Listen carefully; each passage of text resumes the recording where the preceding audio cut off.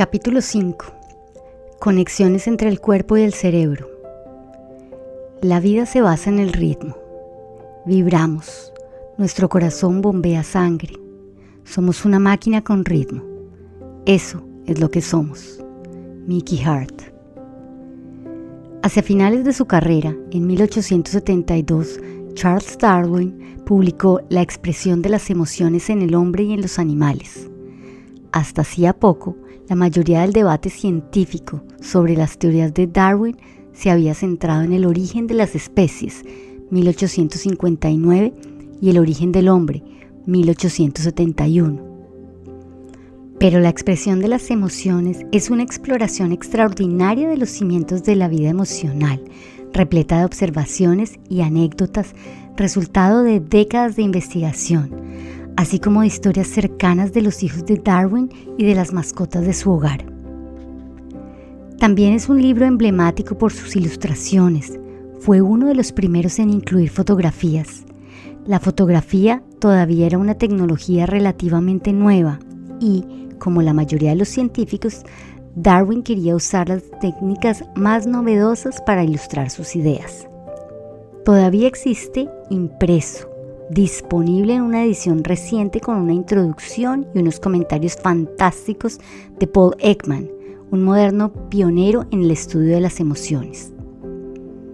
Darwin empieza su exposición describiendo la organización común de todos los mamíferos, incluyendo a los seres humanos, los pulmones, los riñones, el cerebro, los órganos digestivos y los órganos sexuales que sostienen y permiten que la vida continúe. Aunque muchos científicos actuales le acusarían de antropomorfismo, Darwin respalda a los amantes de los animales cuando proclama: el hombre y los animales superiores también tienen instintos en común.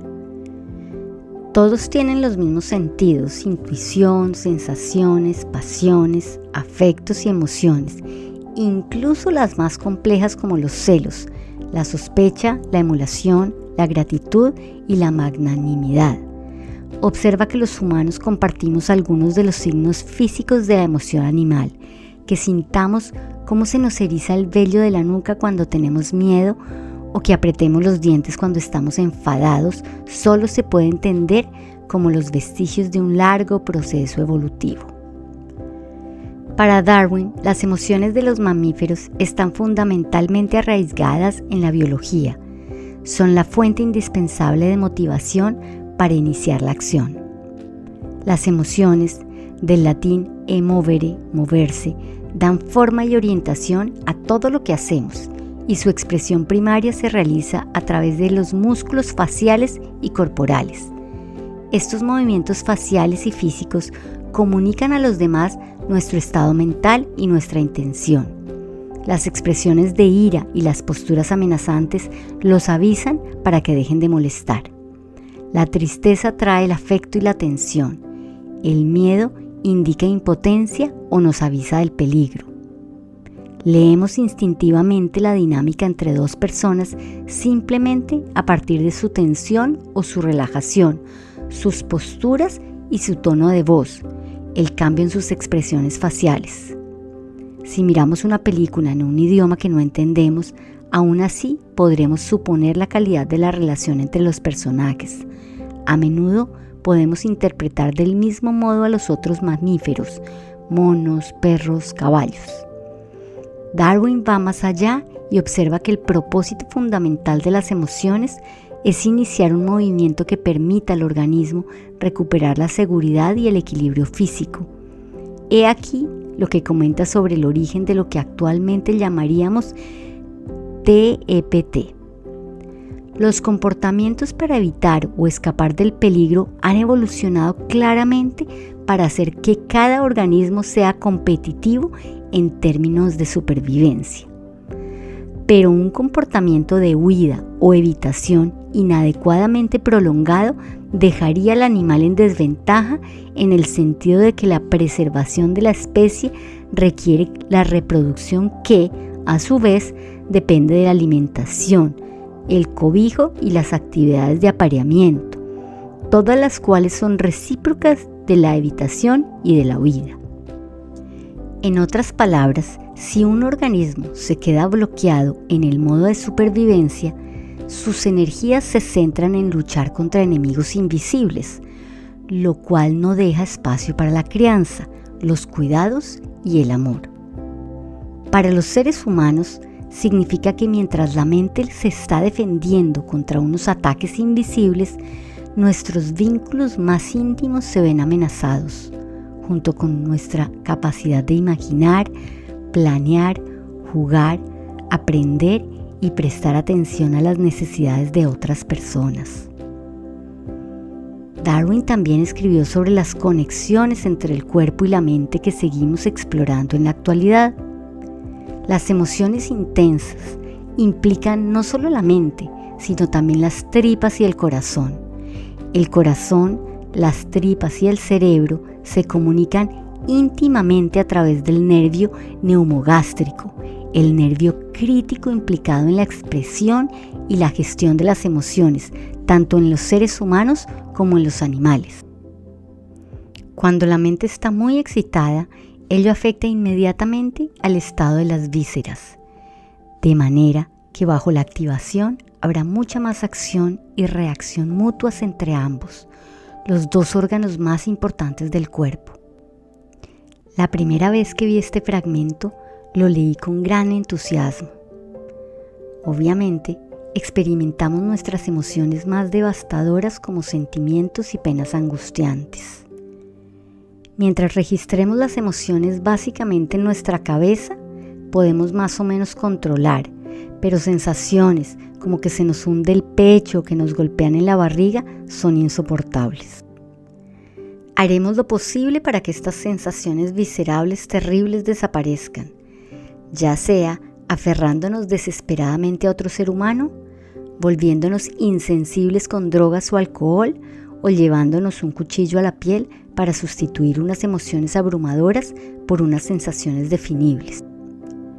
¿Cuántos problemas de salud mental, desde la adicción a las drogas al comportamiento autolesivo, empiezan como un intento de sobrellevar el dolor físico insoportable de nuestras emociones? Si Darwin tenía razón, la solución requiere encontrar maneras de ayudar a la gente a modificar el paisaje sensorial interior de su cuerpo. Hasta hace poco tiempo, gran parte de la ciencia occidental ignoraba esta comunicación bidireccional entre el cuerpo y la mente, aunque ha sido fundamental en prácticas de sanación tradicionales en muchos otros lugares del mundo, en particular en la India y en China. Actualmente está transformando nuestra forma de comprender el trauma y la recuperación. Una ventana hacia el sistema nervioso. Todos los pequeños signos que registramos instintivamente durante una conversación, los cambios musculares y las tensiones en el rostro de la otra persona, sus movimientos oculares y la dilatación de las pupilas, así como el tono y la velocidad de la voz, además de las fluctuaciones en nuestro propio paisaje interior, salivación, deglución, respiración y ritmo cardíaco, están unidos mediante un único sistema regulatorio. Todos son producto de la sincronía entre las dos ramas del sistema nervioso autónomo, SNA, el simpático, que actúa como el acelerador del cuerpo, y el parasimpático, que actúa como los frenos. Estos son los sistemas recíprocos de los que hablaba Darwin, y juntos desempeñan un papel importante en el manejo del flujo energético del cuerpo. Uno se prepara para gastarlo y el otro para conservarlo. El sistema nervioso simpático, SNS, es el responsable de la activación, incluida la respuesta de lucha o huida, el comportamiento de escape o evitación de Darwin. Hace casi 2000 años, el médico romano Galeno le llamó simpático, porque observó que funcionaba con las emociones. Sim-pathos.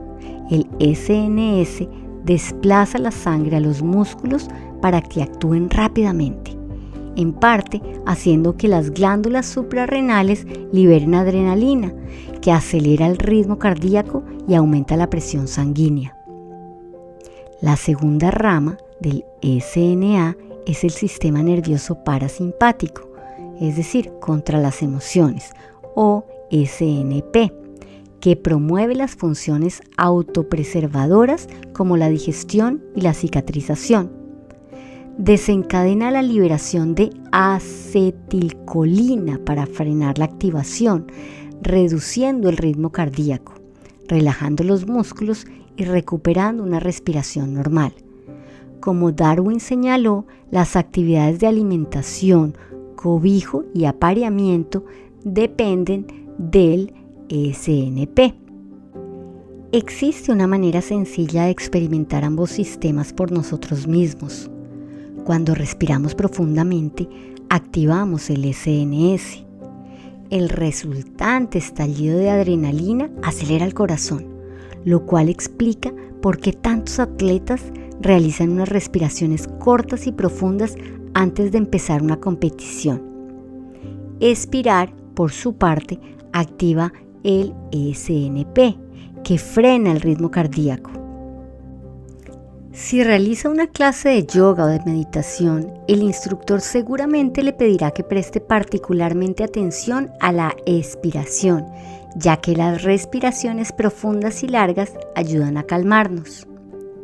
Cuando respiramos, estamos continuamente acelerando y frenando el corazón, y debido a ello el intervalo entre los dos latidos cardíacos no es nunca exactamente el mismo.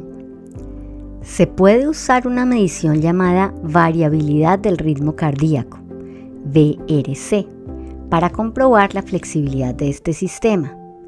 Y una buena VRC, cuanta más fluctuación mejor, es una señal de que el freno y el acelerador de nuestro sistema de activación están funcionando adecuada y equilibradamente.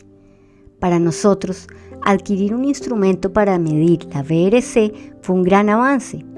En el capítulo 16 explicaré cómo podemos usar la VRC para ayudar a tratar el TEPT. El código del amor neuronal.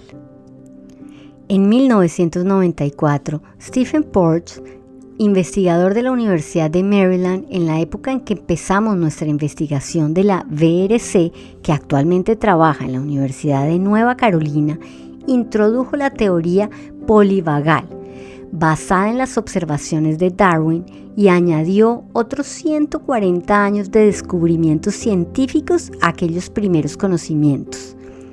Polivagal se refiere a las diferentes ramas del nervio vago, el nervio neumogástrico de Darwin, que conecta varios órganos, incluyendo el cerebro, los pulmones, el corazón, el estómago y los intestinos. La teoría polivagal nos permitió comprender con mayor sofisticación la biología de la seguridad y del peligro, basada en la sutil interrelación entre las experiencias viscerales de nuestro propio cuerpo y las voces y los rostros de las personas que nos rodean. Explicaba por qué un rostro amable o un tono de voz relajante pueden alterar drásticamente cómo nos sentimos. Aclaraba por qué saber que somos vistos y escuchados por las personas importantes de nuestra vida puede hacernos sentir tranquilos y seguros, y por qué ser ignorado o dejado de lado puede precipitar reacciones de rabia o el colapso mental. Nos ayudó a comprender por qué estar en sintonía con otra persona puede sacarnos de un estado de desorganización y miedo. En resumidas cuentas, la teoría de Porges nos hizo mirar más allá de los efectos de lucha o huida y poner las relaciones sociales delante y en el centro de nuestro conocimiento sobre el trauma. También sugería nuevos enfoques sobre la curación centrados en reforzar el sistema corporal que regula la activación. Los seres humanos están sorprendentemente sintonizados con los cambios emocionales sutiles de las personas y animales que tienen a su alrededor. Ligeros cambios en la tensión de una ceja, arrugas en torno a los ojos, los labios curvados y el ángulo del cuello rápidamente nos indican si alguien está cómodo, si desconfía, si está relajado o asustado. Nuestras neuronas espejo registran su experiencia interior y nuestro cuerpo realiza ajustes internos en función de lo que percibimos. Así, Los músculos de nuestro rostro dan pistas a los demás sobre si estamos tranquilos o emocionados, si tenemos el corazón acelerado o tranquilo y si estamos a punto de abalanzarnos sobre ellos o de salir corriendo. Cuando el mensaje que recibimos de la otra persona es "conmigo estás seguro", nos relajamos. Si somos afortunados en nuestras relaciones, también nos sentimos alimentados, apoyados y restaurados cuando miramos el rostro y los ojos de la otra persona. Nuestra cultura nos enseña a centrarnos en la unicidad personal, pero a un nivel más profundo, prácticamente no existimos como organismos individuales. Nuestros cerebros están diseñados para ayudarnos a funcionar como miembros de una tribu.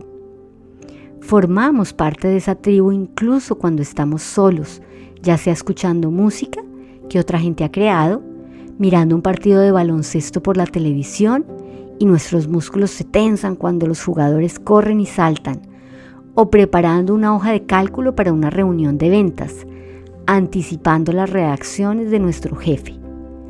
Dedicamos la mayor parte de nuestra energía a conectar con los demás. Si miramos más allá de la lista de síntomas específicos incluidos en los diagnósticos psiquiátricos formales, encontramos que casi todo el sufrimiento mental implica o bien problemas en crear relaciones que funcionen y sean satisfactorias, o dificultades en regular la activación, como pasa cuando habitualmente nos enfadamos, nos bloqueamos, nos sobreexcitamos o nos desorganizamos. Generalmente es una combinación de ambas cosas. El enfoque médico estándar de intentar descubrir el fármaco adecuado para tratar un trastorno concreto suele distraernos de tratar de resolver la interferencia de nuestros problemas con nuestro funcionamiento como miembros de nuestra tribu. Seguridad y reciprocidad. Hace unos años escuché a Jerome Kagan, un distinguido profesor emérito de psicología infantil de Harvard, decir al Dalai Lama que por cada acto de crueldad en este mundo existen centenares de pequeños actos de bondad y conexión. Su conclusión fue: ser benevolente en lugar de malevolente es probablemente una característica auténtica de nuestra especie. Ser capaz de sentirse seguro con otras personas es probablemente el aspecto más importante de la salud mental. Las conexiones seguras son fundamentales para tener una vida con sentido y satisfactoria. Muchos estudios sobre las respuestas ante los desastres de todo el mundo han demostrado que el apoyo social es la protección más potente contra la anulación provocada por el estrés y el trauma.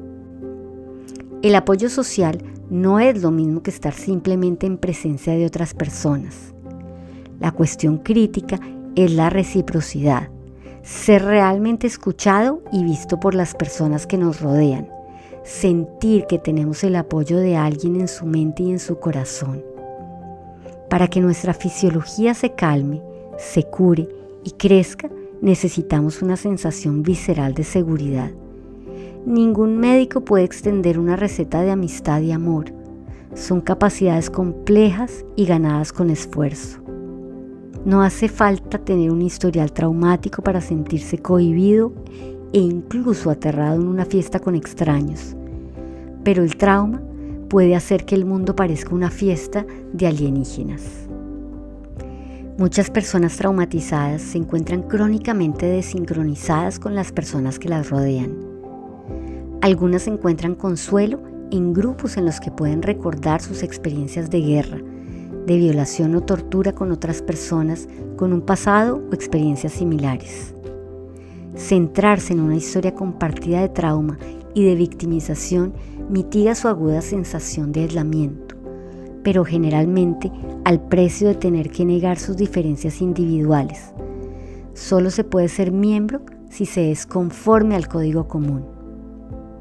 Aislarse en un grupo de víctimas definido de manera estricta promueve una visión de los demás como irrelevantes en el mejor de los casos y como peligrosos en el peor, lo cual a la larga solo provoca más aislamiento. Las bandas, los partidos políticos extremistas y los cultos religiosos pueden proporcionar consuelo, pero raramente promueven la flexibilidad mental necesaria para estar completamente abiertos a lo que la vida tiene que ofrecer y por consiguiente no pueden liberar a sus miembros de sus traumas. Las personas que funcionan bien son capaces de aceptar las diferencias individuales y reconocer la humanidad de los demás. En las 2 últimas décadas se ha reconocido ampliamente que cuando los adultos o los niños están demasiado asustados o bloqueados para obtener consuelo de los seres humanos, las relaciones con otros mamíferos pueden ayudar. Los perros y los caballos e incluso los delfines ofrecen una compañía menos complicada, aportando la sensación de seguridad necesaria. Los perros y los caballos, en especial, se usan mucho actualmente para tratar algunos grupos de pacientes con traumas. 3 niveles de seguridad. Tras el trauma, experimentamos el mundo con un sistema nervioso diferente, en el que la percepción del riesgo y la seguridad está alterada. Porges acuñó la palabra neurocepción para describir la capacidad de evaluar el peligro y la seguridad relativos en nuestro entorno. Cuando intentamos ayudar a las personas con una neurocepción defectuosa, el principal reto es encontrar formas de poner a cero su fisiología para que sus mecanismos de supervivencia dejen de funcionar en su contra. Esto significa ayudarles a responder adecuadamente al peligro, pero incluso más que eso, a recuperar la capacidad de sentir la seguridad, la relajación y una reciprocidad verdadera.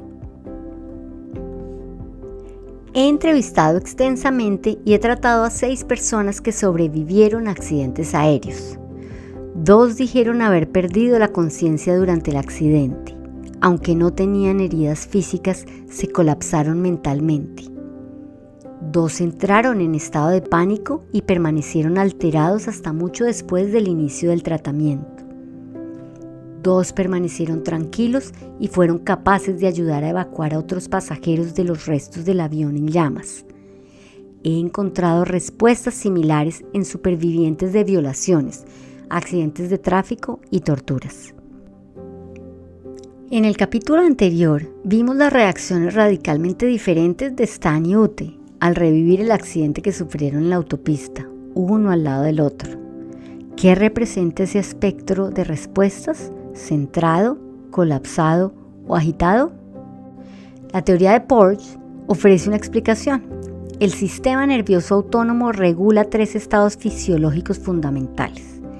El nivel de seguridad determina cuál de ellos se activa en qué momento concreto. Cuando nos sentimos amenazados, instintivamente pasamos al primer nivel, la interacción social. Pedimos ayuda, apoyo y consuelo a las personas que nos rodean. Pero si no acude nadie en nuestra ayuda o estamos ante un peligro inmediato, el organismo pasa a un modo de supervivencia más primitivo, luchar o escapar. Luchamos contra nuestro atacante o corremos a un lugar seguro. Sin embargo, si esto falla, no podemos escapar, estamos retenidos o atrapados. El organismo intenta preservarse bloqueándose o gastando el mínimo de energía posible. Es cuando estamos en estado de paralización o de colapso. Aquí es donde entra en juego el nervio vago con sus diferentes ramas y describiré brevemente su anatomía porque es fundamental para comprender cómo manejamos el trauma. El sistema de interacción social depende de los nervios que se originan en los centros regulatorios del tronco cerebral, básicamente el vago, conocido también como 10º nervio craneal, junto con los nervios adyacentes que activan los músculos del rostro, la garganta, el oído medio y la laringe. Cuando el complejo vagal ventral, CVV, dirige la función, sonreímos cuando los demás nos sonríen, asentimos con la cabeza cuando estamos de acuerdo y fruncimos el cejo cuando los amigos nos cuentan sus desventuras. Cuando el CVV está activado, también manda señales al corazón y a los pulmones, reduciendo el ritmo cardíaco y aumentando la profundidad de la respiración, Como resultado de ello, nos sentimos tranquilos y relajados, centrados o agradablemente activados. 3 respuestas ante la amenaza. 1. El sistema de interacción social. Un mono alarmado señala el peligro y pide ayuda, CBB. 2. Lucha o huida. Enseña los dientes, el rostro de la rabia y el terror, SNS. 3. Colapso.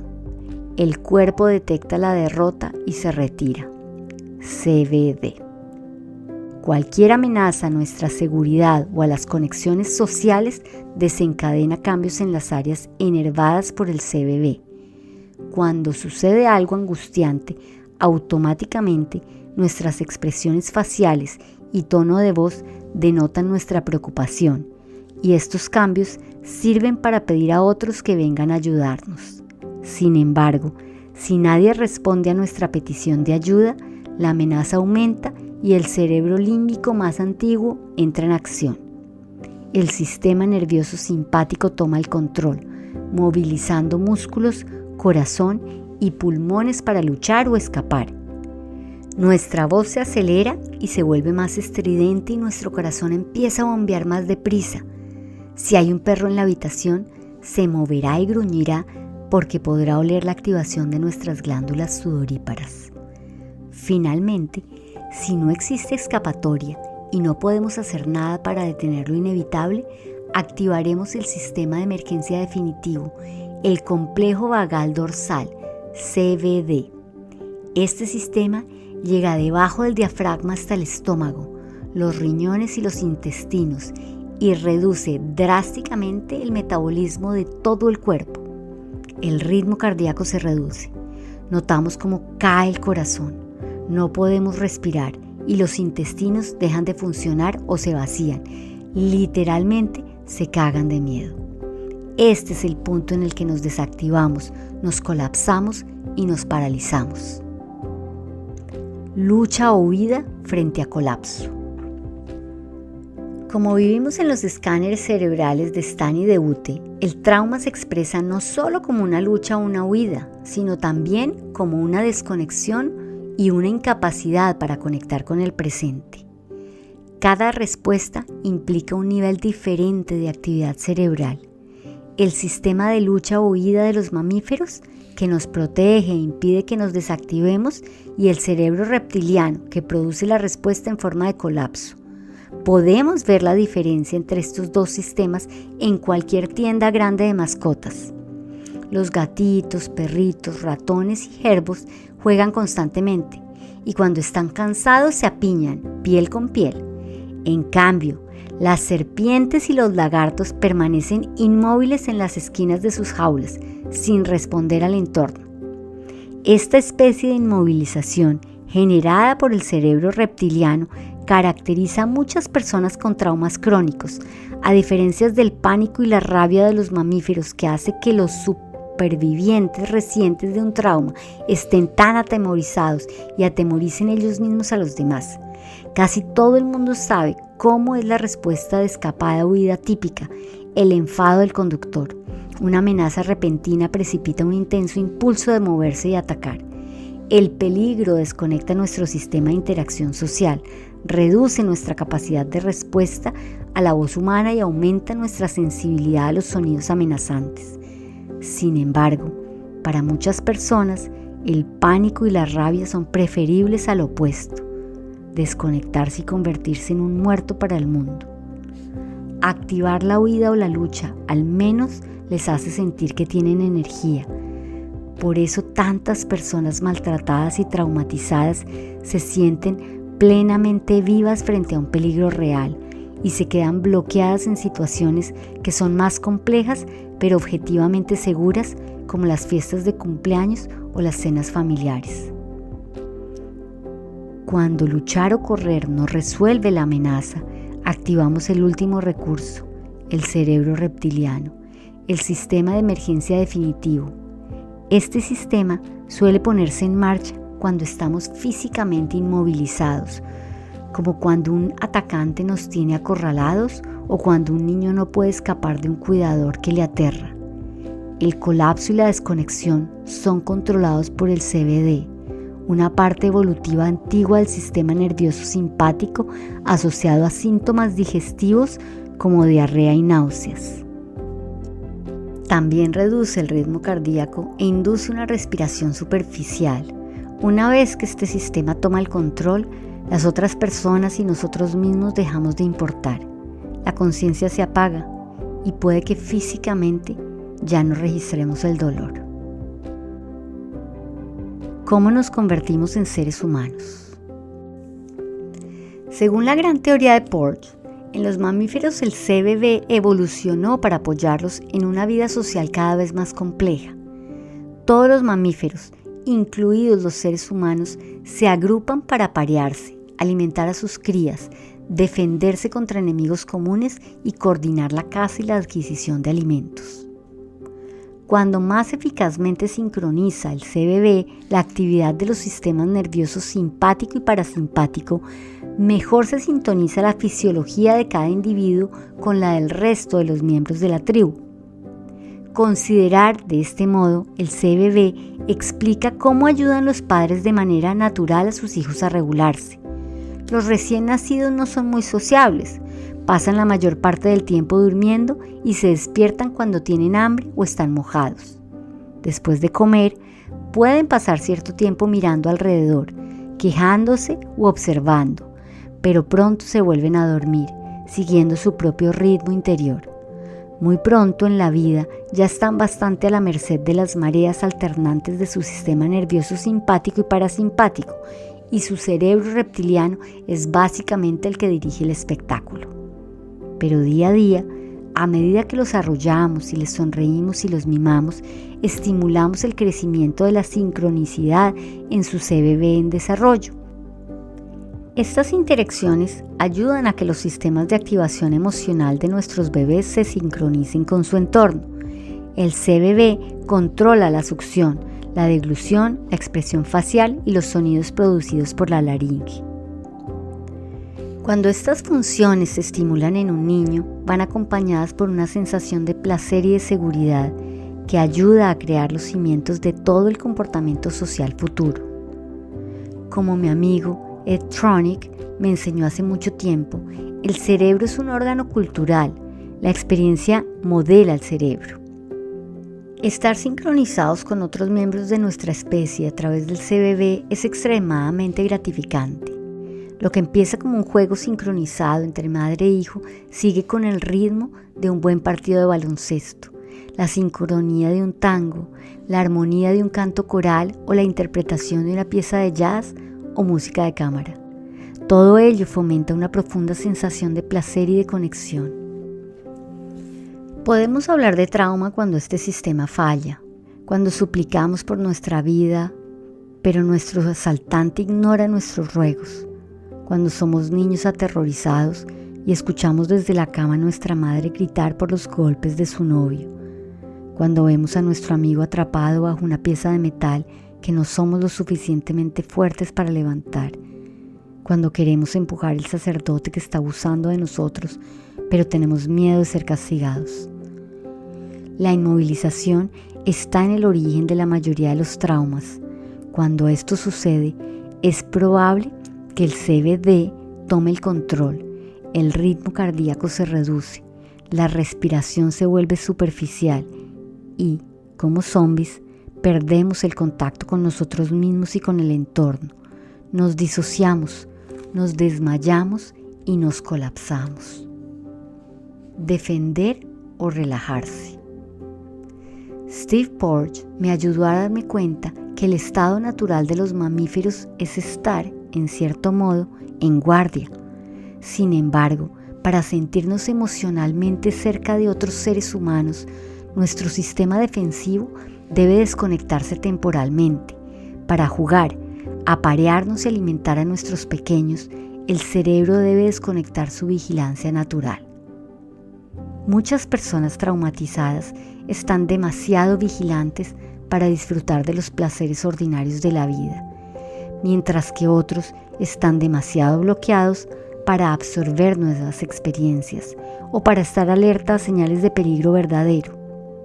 Cuando los detectores de humo del cerebro funcionan mal, la gente deja de correr cuando debería intentar escapar o luchar cuando debería estar defendiéndose. Un importante estudio sobre las experiencias adversas de la infancia, ACE, por sus siglas en inglés, que describiré en más detalle en el capítulo 9, mostró que las mujeres que habían tenido una historia temprana de abuso y negligencia tenían 7 veces más probabilidades de ser violadas en la edad adulta. Las mujeres que de niñas habían sido testigos de los malos tratos a su madre por parte de su pareja tenían muchas más probabilidades de ser víctimas de violencia doméstica. Muchas personas se sienten seguras mientras puedan limitar su contacto social a conversaciones superficiales, pero el contacto físico real puede desencadenar intensas reacciones. Sin embargo, como señala Porges, para lograr cualquier tipo de intimidad profunda, un abrazo intenso, dormir con un amigo y el sexo, requiere permitirse a uno mismo experimentar la inmovilización sin miedo. Para las personas traumatizadas resulta especialmente difícil diferenciar cuándo están realmente seguras y poder activar sus defensas cuando están en peligro. Esto requiere tener experiencias que puedan restaurar la sensación de seguridad física, un tema que volveré a tocar en varias ocasiones en los siguientes capítulos. Nuevos enfoques sobre el tratamiento. Si comprendemos que los niños y los adultos traumatizados quedan bloqueados en la lucha o en la huida o en una desconexión crónica, ¿cómo les ayudamos a desactivar estas maniobras de defensa que en una ocasión garantizaron su supervivencia? Algunas personas que trabajan con supervivientes de traumas tienen un don y saben cómo hacerlo intuitivamente. Steve Gross solía dirigir el programa de juegos en el Trauma Center. Steve a menudo se paseaba por la clínica con una pelota de playa de colores brillantes y cuando veía niños enfadados o paralizados en la sala de espera, les lanzaba una gran sonrisa. Los niños raramente respondían. Luego, un poco más tarde, volvía y, accidentalmente, lanzaba la pelota cerca de donde estuviera sentado el niño en cuestión. Al acercarse para recogerla, Steve la empujaba hacia el niño, que a menudo se la devolvía con poco entusiasmo. Poco a poco terminaban paseándosela mutuamente y las sonrisas no tardaban en aparecer en el rostro de ambos. A partir de unos movimientos simples y sincronizados rítmicamente, Steve había creado un pequeño lugar seguro en el que el sistema de interacción social podía empezar a reemerger. Del mismo modo, las personas gravemente traumatizadas pueden obtener algo más con el simple hecho de ayudar a colocar sillas antes de una reunión o unirse a otros marcando un ritmo musical en los asientos de las sillas en comparación con lo que obtendrían sentándose simplemente en esas sillas hablando de los fracasos de su vida. Una cosa está clara: gritar a alguien que ya está fuera de control solo puede provocar una mayor desregulación. Del mismo modo que nuestro perro se achica cuando gritamos y menea la cola cuando canturreamos, los seres humanos respondemos a las voces estridentes con miedo, ira o desconexión y a los tonos divertidos con apertura y relajación. Simplemente no podemos evitar responder a estos indicadores de seguridad o de peligro. Desgraciadamente, nuestro sistema educativo, así como varios de los métodos que supuestamente tratan los traumas, suelen evitar este sistema de interacción social y en lugar de eso se centran en reclutar las capacidades cognitivas de la mente. A pesar de los efectos bien documentados de la ira, el miedo y la ansiedad sobre la capacidad de razonar, muchos programas siguen ignorando la necesidad de activar el sistema de seguridad del cerebro antes de intentar promover nuevas maneras de pensar.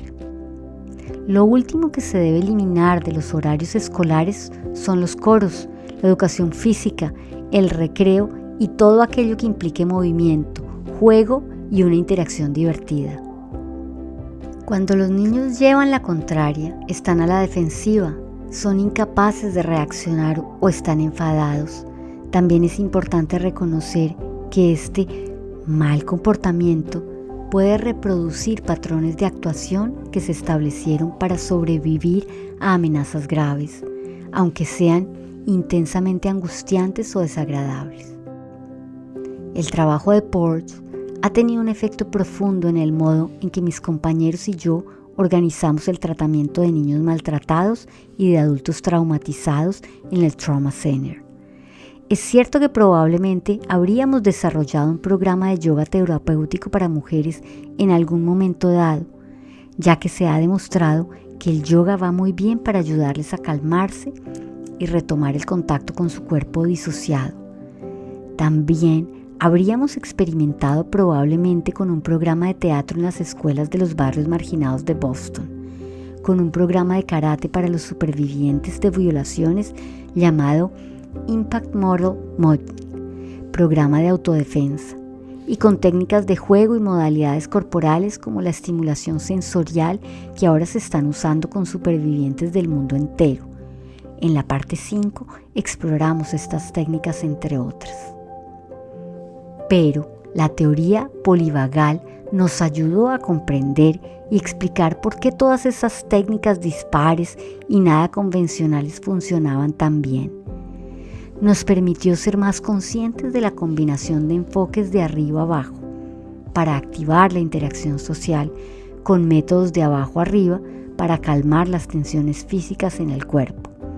Estábamos más abiertos a valorar otros enfoques más antiguos y no farmacológicos de la salud que llevan tiempo practicándose fuera de la medicina occidental, desde los ejercicios de respiración, pranayama, y los cantos pasando por las artes marciales como el qigong y el tamborileo y el canto y la danza en grupo. Todo se basa en los ritmos interpersonales, la conciencia visceral y la comunicación vocal y facial, que ayudan a las personas a salir de los estados de lucha o huida, a reorganizar su percepción del peligro y a aumentar su capacidad de gestionar las relaciones. El cuerpo lleva la cuenta. Si el recuerdo del trauma está codificado en las vísceras, en emociones desgarradoras y dolorosas, en trastornos autoinmunes y problemas esqueléticos musculares, y si la comunicación entre la mente, el cerebro y las vísceras es en lo que se basa la regulación de las emociones, debemos cambiar radicalmente nuestras hipótesis terapéuticas.